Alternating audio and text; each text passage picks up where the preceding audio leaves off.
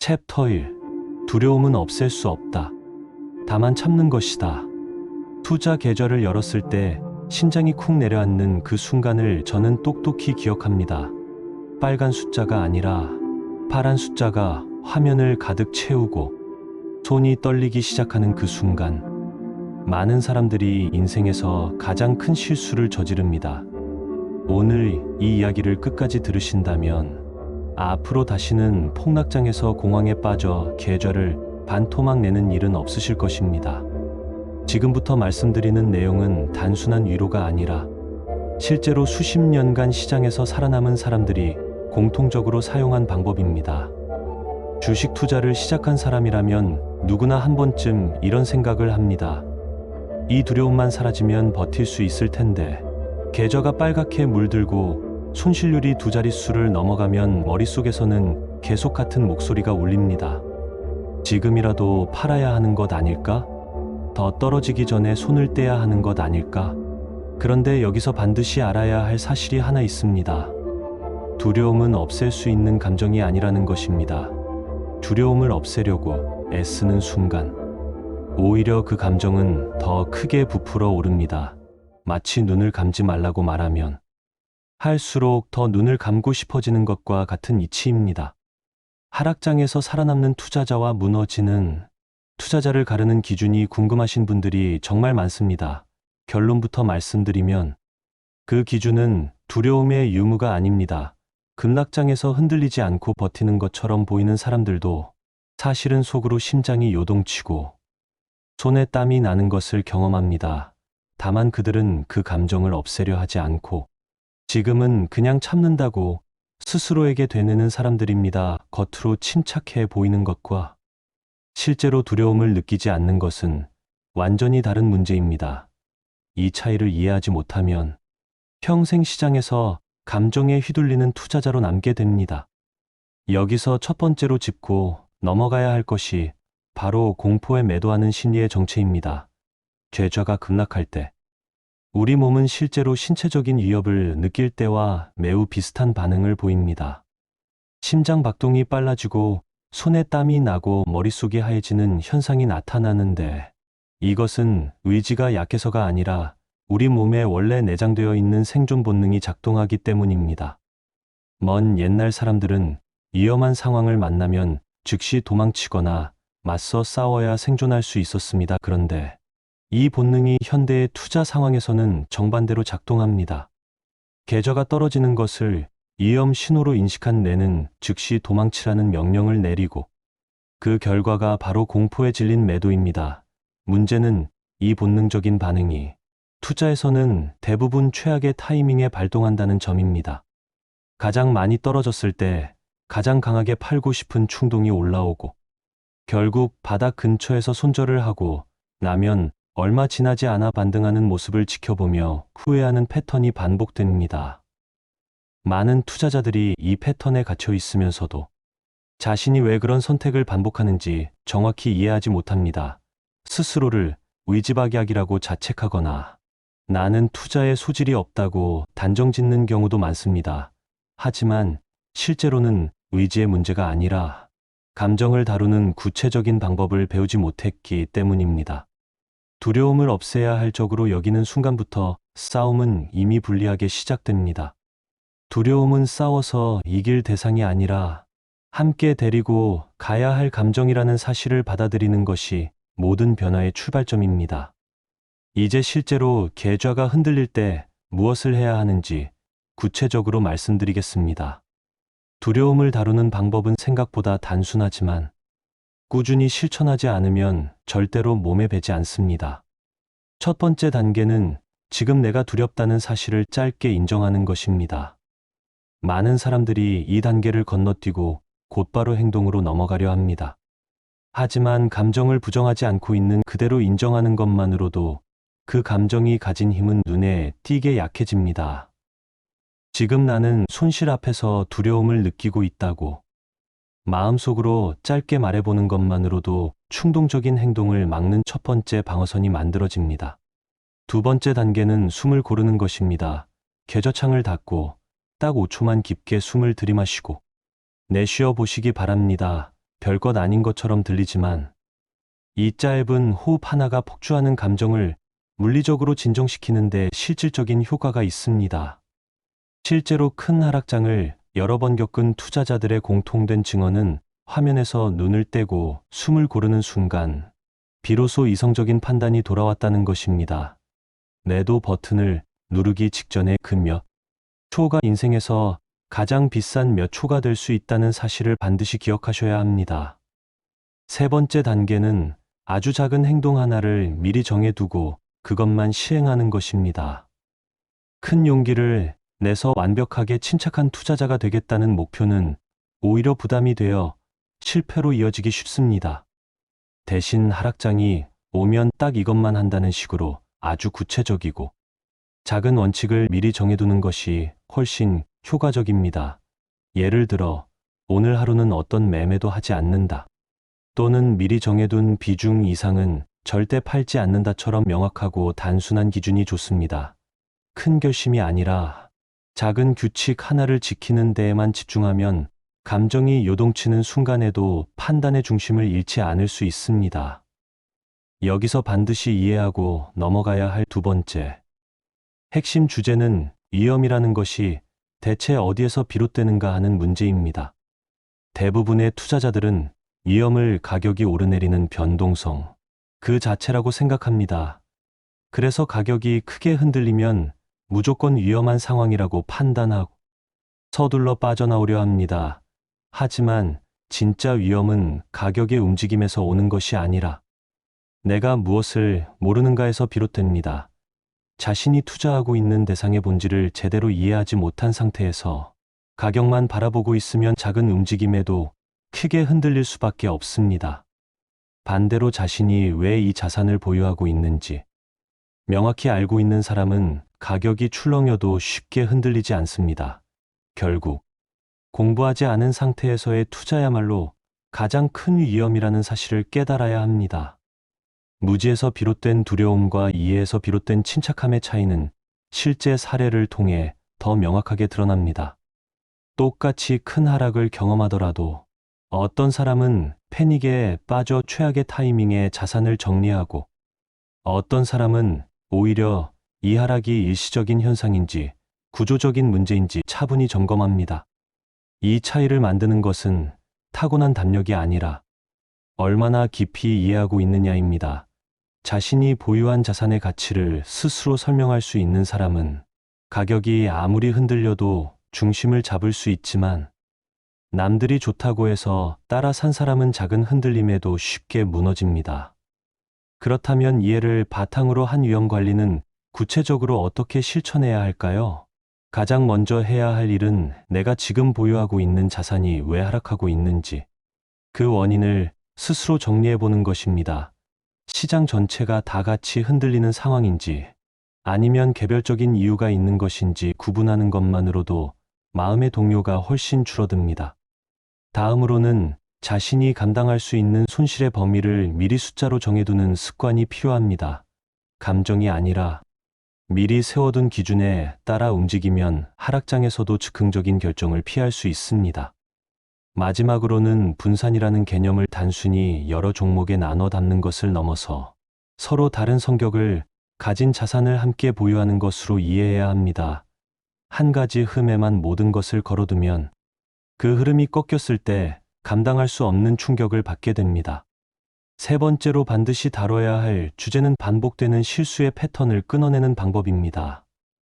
많은 투자자들이 하락장마다 똑같은 실수를 반복합니다. 무섭다는 이유로 팔았다가 반등하는 것을 보고 후회하고 다시 오른다는 이유로 뒤늦게 들어갔다가 또다시 하락을 맞이하는 패턴이 계속됩니다.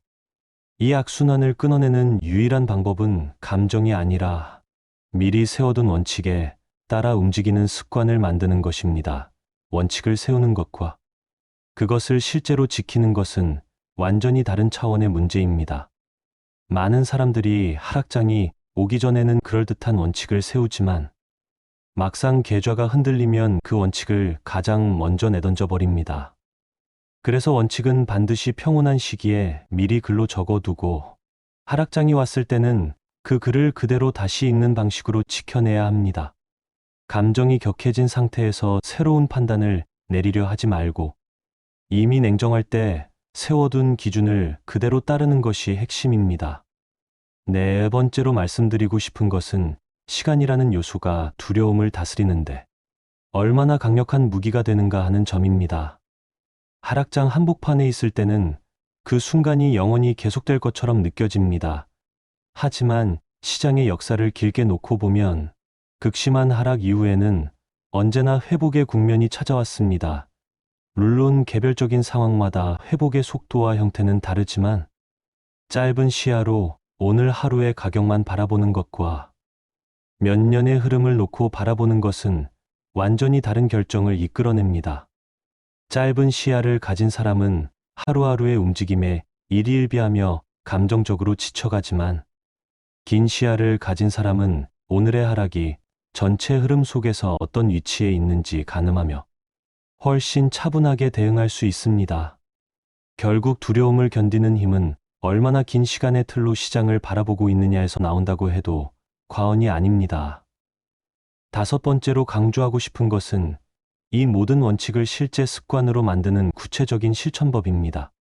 아무리 좋은 이야기를 듣고 고개를 끄덕여도 실제 하락장이 닥쳤을 때 몸이 움직이지 않으면 아무 소용이 없습니다. 그래서 평소의 작은 하락에서부터 이 원칙들을 연습해보는 것이 중요합니다. 작은 조정이 왔을 때 계절을 닫고 숨을 고르는 연습을 미리 해두면 훨씬 큰 하락이 왔을 때도 몸에 밴 습관대로 움직일 수 있습니다.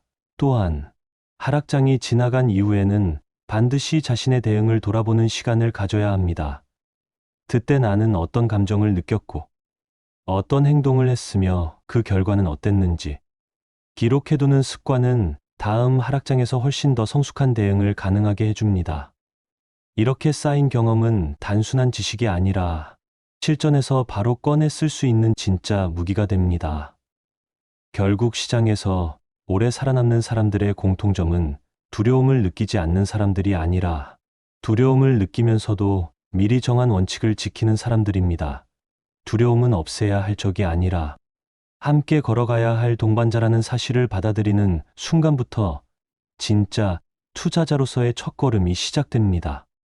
계좌가 흔들리는 순간이 오더라도 지금 나는 두렵다는 사실을 인정하고 짧게 숨을 고르고 미리 정해둔 작은 원칙 하나만 지켜내시기 바랍니다. 그 작은 반복이 쌓여 결국에는 시장의 어떤 폭풍우 속에서도 흔들리지 않는 단단한 투자자로 성장하게 만들어 줄 것입니다. 오늘 나눈 이야기를 마음속 깊이 새기고 다음 하락장이 찾아왔을 때 반드시 다시 떠올려 보시기 바랍니다. 두려움은 없앨 수 없습니다. 다만 참아내는 것입니다. 챕터 2. 두려움을 없애겠다는 생각이 가장 큰 함정이다. 여기서 조금 더 깊이 들어가서 두려움이라는 감정이 구체적으로 어떤 순간에 가장 강하게 우리를 흔드는지 살펴보겠습니다. 많은 사람들이 착각하는 것 중 하나가 두려움은 손실이 클 때만 찾아온다는 생각입니다. 하지만 실제로는 손실의 크기보다 그 손실이 얼마나 갑작스럽게 찾아왔는가가 더 큰 영향을 미칩니다. 천천히 조금씩 떨어지는 하락은 우리 마음이 서서히 적응할 시간을 주지만 하루아침에 급격하게 무너지는 하락은 마음의 준비가 전혀 되어 있지 않은 상태에서 충격을 그대로 받아들이게 만듭니다. 그래서 똑같은 크기의 손실이라도 어떤 속도로 다가왔느냐에 따라 우리가 느끼는 공포의 크기는 완전히 달라집니다. 이 사실을 미리 알고 있으면 급락이 왔을 때 내가 느끼는 이 극심한 두려움이 손실의 크기 때문만이 아니라 속도 때문이기도 하다는 것을 이해하게 되고 그 이해만으로도 감정에 압도되는 정도가 한결 줄어듭니다. 또 하나 반드시 짚고 넘어가야 할 심리적인 함정은 손실을 대하는 마음과 이익을 대하는 마음이 결코 대칭적이지 않다는 사실입니다. 사람은 똑같은 금액이라도 얻었을 때 느끼는 기쁨보다 잃었을 때 느끼는 고통을 훨씬 더 크게 받아들이는 경향이 있습니다. 100만 원을 벌었을 때의 즐거움과 100만 원을 잃었을 때의 괴로움을 비교해보면 후자가 훨씬 강렬하게 다가온다는 것을 누구나 경험적으로 알고 있습니다. 이런 마음의 구조를 이해하지 못한 채 투자를 하면 손실이 발생했을 때 그 고통을 과도하게 크게 느끼고 그 고통에서 벗어나기 위해 성급한 결정을 내리게 됩니다.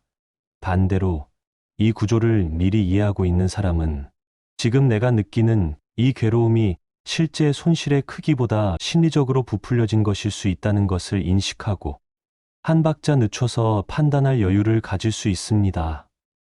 주변 사람들의 행동에 휩쓸리는 심리도 반드시 짚어야 할 부분입니다. 시장이 급락할 때 주변에서 다들 팔고 있다는 소식이 들려오면 나 혼자만 뒤처지는 것 같은 불안감이 강하게 밀려옵니다. 이것은 인간이 무리에서 떨어져 나가는 것을 본능적으로 두려워하기 때문에 생기는 자연스러운 반응입니다. 하지만 투자의 세계에서는 많은 사람들이 동시에 같은 방향으로 움직일 때가 오히려 가장 위험한 순간인 경우가 많습니다. 모두가 공포에 질려 한꺼번에 팔려고 할 때 그 매도 물량이 가격을 더욱 끌어내리고 결국 가장 낮은 가격에서 가장 많은 사람들이 손을 떼는 결과로 이어지곤 합니다. 주변의 목소리에 귀를 완전히 닫을 필요는 없지만 다른 사람들이 그렇게 하고 있다는 이유만으로 내 판단을 바꾸는 것은 매우 위험하다는 사실을 항상 마음에 새기고 있어야 합니다. 이번에는 두려움을 다스리는 데 도움이 되는 조금 더 실질적인 습관들을 말씀드리겠습니다. 첫 번째로 추천하고 싶은 것은 자신만의 투자 기록장을 만드는 일입니다. 거창한 형식이 필요한 것이 아니라 오늘 어떤 감정을 느꼈고 왜 그런 결정을 내렸는지를 짧게라도 적어두는 것으로 충분합니다. 시간이 지나 이 기록을 다시 읽어보면 자신이 어떤 상황에서 유독 감정에 휘둘리는지가 명확하게 드러납니다. 어떤 사람은 유독 급격한 하락 초반에 성급해지고 어떤 사람은 오히려 하락이 오래 지속될 때 지쳐서 무너지는 경향을 보입니다. 자신의 패턴을 정확히 알고 있으면 그 패턴이 다시 나타나려는 순간을 미리 알아차리고 대비할 수 있습니다. 두 번째로 추천하고 싶은 습관은 정보를 받아들이는 통로를 스스로 정리하는 것입니다. 하락장이 찾아오면 자극적인 소식들이 쏟아져 나오고 그런 소식들은 대체로 두려움을 더욱 자극하는 방향으로 만들어져 있습니다. 물론 시장 상황을 아예 외면하라는 뜻은 아닙니다. 다만 감정을 자극하는 자극적인 소식에 과도하게 노출되는 시간을 스스로 제한하는 것만으로도 마음의 동요를 상당히 줄일 수 있습니다. 하루에 정해진 시간에만 계좌와 소식을 확인하고 나머지 시간에는 의도적으로 다른 일에 집중하는 것도 좋은 방법입니다. 세 번째로 말씀드리고 싶은 것은 몸의 상태가 마음의 상태에 미치는 영향입니다. 충분히 잠을 자지 못하고 피로가 쌓인 상태에서는 똑같은 하락도 훨씬 더 위협적으로 느껴집니다. 반대로 몸이 안정되어 있으면 같은 상황에서도 훨씬 침착하게 판단할 수 있습니다. 그래서 시장이 불안정한 시기일수록 오히려 평소보다 더 규칙적인 생활 습관을 지키는 것이 중요합니다. 충분한 수면과 규칙적인 식사, 적당한 운동은 단순한 건강 관리를 넘어서 실질적으로 더 나은 투자 판단을 내리는 데 직접적으로 도움이 되는 요소입니다. 이제 조금 더 시야를 넓혀서 시장의 흐름 자체를 이해하는 관점에서 두려움을 다루는 방법을 말씀드리겠습니다. 시장은 늘 상승과 하락을 반복하며 움직입니다. 오랜 시간 동안 시장을 관찰해온 사람들은 큰 폭의 하락 뒤에는 언제나 회복의 국면이 뒤따랐다는 공통적인 흐름을 목격해왔습니다. 물론 회복까지 걸리는 시간은 상황마다 다르고 어떤 경우에는 예상보다 훨씬 오래 걸리기도 합니다. 하지만 그 과정에서 끝까지 자리를 지킨 사람들과 두려움에 못 이겨 중간에 떠난 사람들의 결과는 시간이 지날수록 크게 벌어지는 경우가 많았습니다. 이 사실을 머리로 아는 것과 실제 하락장, 한복판에서 그 사실을 떠올릴 수 있는 것은 완전히 다른 문제입니다. 그래서 평온한 시기에 이런 흐름을 충분히 이해하고 마음에 새겨두는 준비 과정이 반드시 필요합니다. 또한 하락장에서 흔들리지 않기 위해서는 애초에 자신의 투자 규모와 방식이 자신의 성향에 맞게 설계되어 있어야 합니다. 아무리 좋은 마음가짐을 가지고 있어도 감당할 수 없는 수준의 비중으로 투자를 하고 있다면 작은 하락에도 극심한 공포를 느낄 수밖에 없습니다.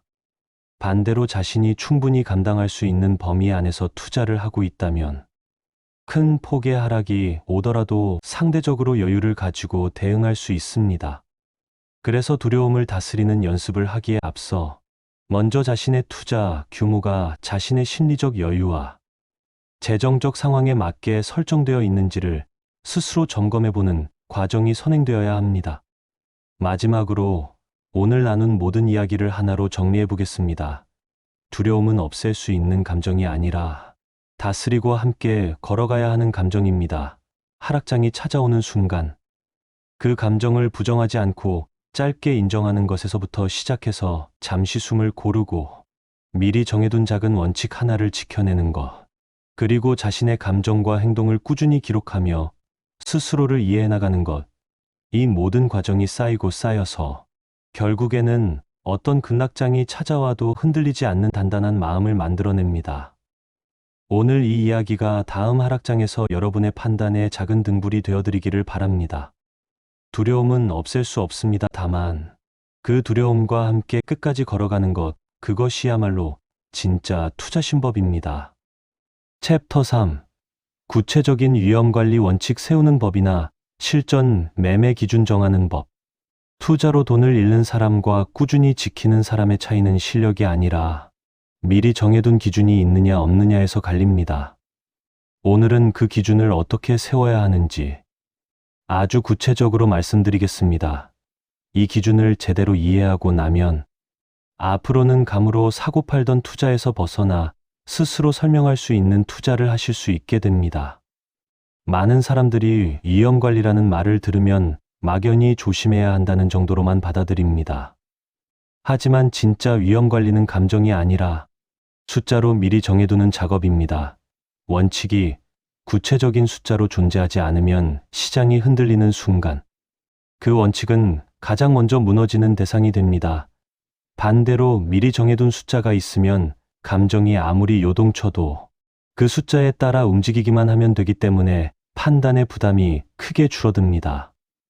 먼저 첫 번째로 다뤄야 할 것은 자산 배분이라는 가장 기초적이면서도 가장 중요한 원칙입니다.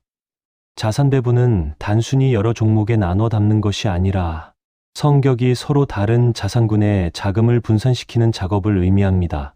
예를 들어 성장에 초점을 둔 자산과 안정성에 초점을 둔 자산을 함께 보유하면 한쪽이 흔들릴 때 다른 한쪽이 어느 정도 완충 역할을 해줍니다.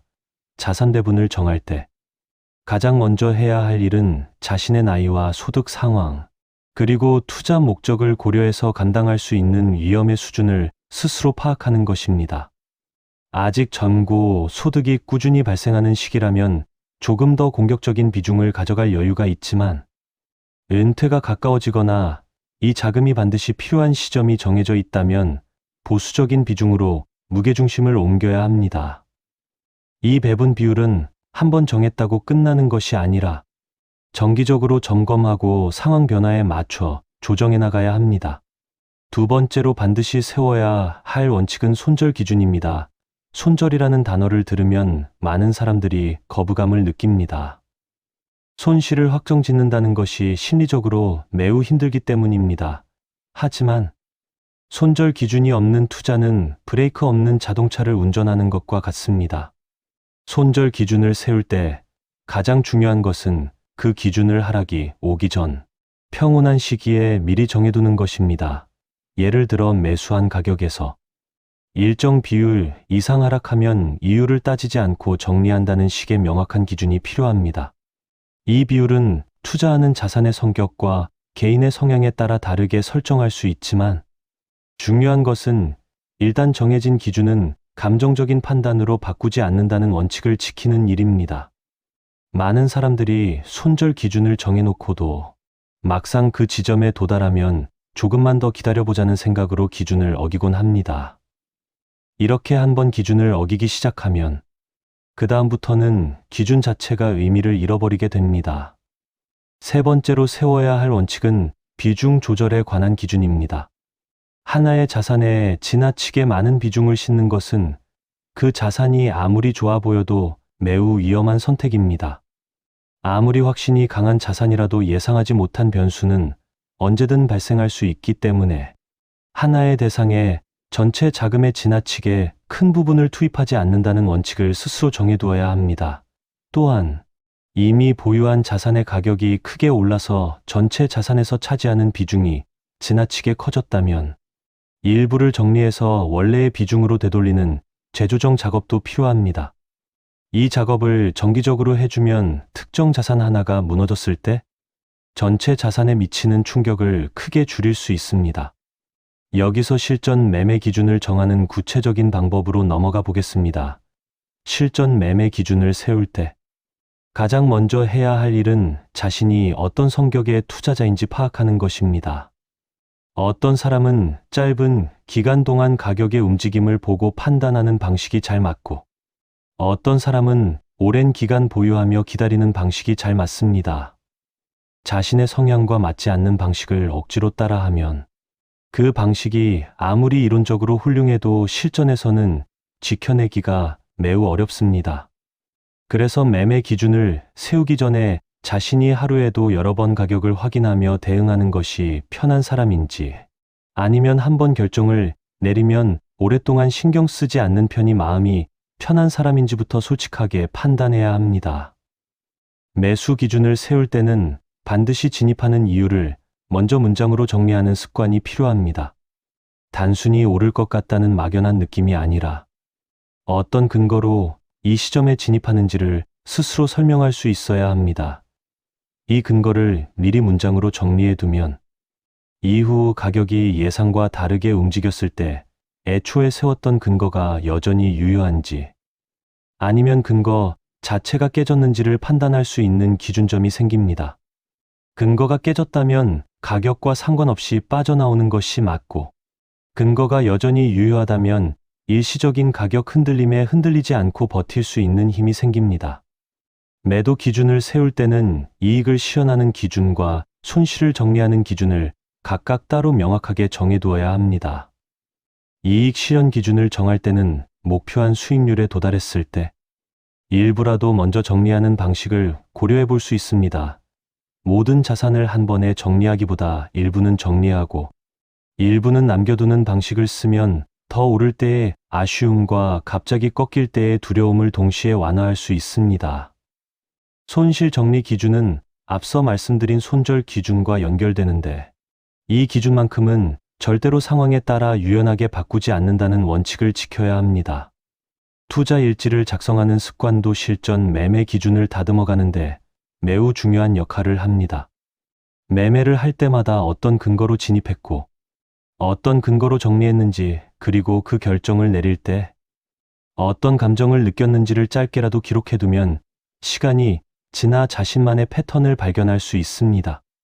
어떤 사람은 유독 급하게 오르는 자산을 뒤늦게 따라 들어가는 경향이 있고, 어떤 사람은 조금만 흔들려도 성급하게 정리하는 경향이 있습니다. 이런 자신의 패턴을 정확히 알고 있으면 다음번에 비슷한 상황이 왔을 때 미리 알아차리고 같은 실수를 반복하지 않을 수 있습니다. 정기적인 점검도 빼놓을 수 없는 중요한 원칙입니다. 한번 세운 기준이라고 해서 영원히 고정되어야 하는 것은 아닙니다. 다만 그 점검은 시장이 크게 흔들리는 순간이 아니라 마음이 평온한 시기에 정기적으로 이루어져야 합니다. 예를 들어 일정한 주기를 정해두고 그 시점에 전체 자산의 비중과 각 매매 기준이 여전히 자신의 상황에 맞는지 돌아보는 시간을 가지는 것이 좋습니다. 이렇게 정기적으로 점검하는 습관을 들이면 시장이 급변하는 순간에 즉흥적으로 기준을 바꾸는 위험한 행동을 줄일 수 있습니다. 마지막으로 이 모든 기준들을 실제로 지켜내기 위한 가장 현실적인 방법을 말씀드리겠습니다. 아무리 훌륭한 기준을 세워도 그것을 기억하지 못하면 소용이 없습니다. 그래서 자신이 세운 기준들을 눈에 잘 보이는 곳에 적어두고 매매를 하기 전에 반드시 그 기준을 다시 한번 확인하는 습관을 들이는 것이 좋습니다. 감정이 격해진 상태에서는 아무리 좋은 기준도 순간적으로 잊어버리기 쉽기 때문에 기준을 눈으로 직접 확인하는 절차를 매매 과정에 포함시켜두는 것이 매우 효과적입니다. 결국 위험 관리와 실전 매매 기준을 세운다는 것은 시장의 움직임을 예측하는 능력을 기르는 일이 아니라 예측할 수 없는 상황에서도 흔들리지 않을 수 있는 자신만의 틀을 만드는 작업입니다. 자산 배분으로 전체적인 균형을 잡고 손절 기준으로 최악의 상황을 방어하고 비중 조절로 특정 자산에 대한 과도한 의존을 막고 매수와 매도의 근거를 명확히 세워두는 것, 이 모든 과정이 하나로 연결될 때 비로소 감정에 휘둘리지 않는 진짜 투자가 시작됩니다. 오늘 말씀드린 원칙들을 지금 당장 평온한 마음으로 하나씩 정리해 보시기 바랍니다. 그 준비가 다음 하락장에서 여러분을 지켜주는 가장 든든한 방패가 되어줄 것입니다.